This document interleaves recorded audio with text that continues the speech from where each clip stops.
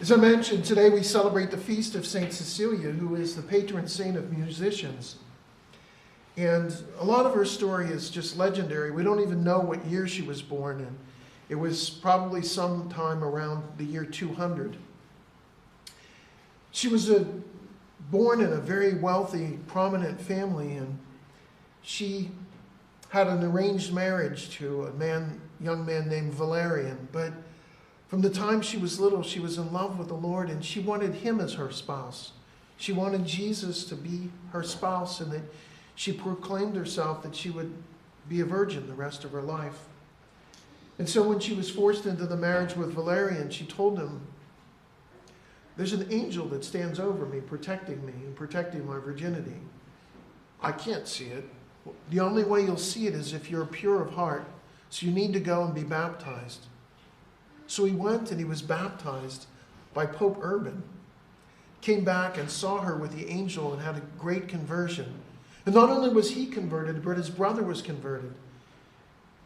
They both became Christians, and it was at a time when there was all of this persecution of Christians, and it was illegal even to bury them.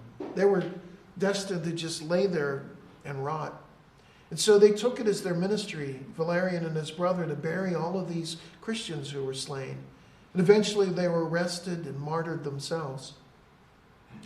St. Cecilia was then pressed to make sacrifice to the false gods of the Romans, and she wouldn't do it. And so they tried to kill her in two different ways, and the first way didn't even work. They put her in a sauna and heated up so superheated that they wanted the fumes to just kill her. An awful way to die. It's like being boiled. But it didn't work. And so they decapitated her. But it took 3 days for her to die. She finally went to see her Lord, her master, and her bride. And that's why it's so appropriate that the readings are talking about weddings and about the virgins who waited for the coming of the bride and the bridegroom. The bridegroom is obviously Christ.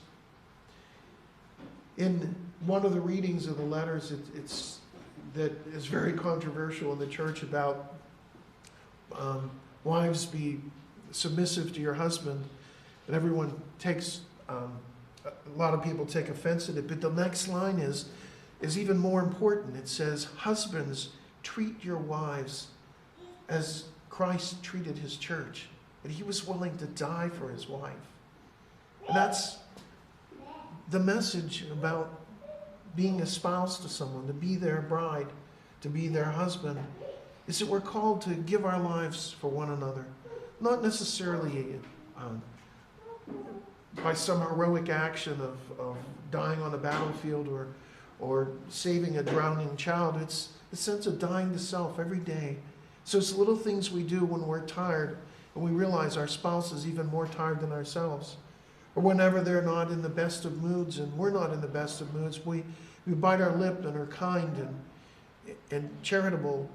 It's those little things that make for happily ever after. And it's those little things, those actions we take towards others, treating them as if they were our beloved, even when they're not so easy to get along with. It's those things that we do that are music to the Lord. The reason that St. Cecilia herself was named the patron saint of musicians is that as she was being led to her wedding ceremony and they were playing the secular music, the pagan music for the wedding feast, in her heart she was singing a song of love to the Lord. That song echoes through the years in all of our hymns and all of the sacred music that we play. It has a way of touching our hearts in ways that mere words can't do. And so we pray to St. Cecilia that music would always be a part, not just of our church, not just of our liturgies, but that song of love for Christ would always echo in our hearts.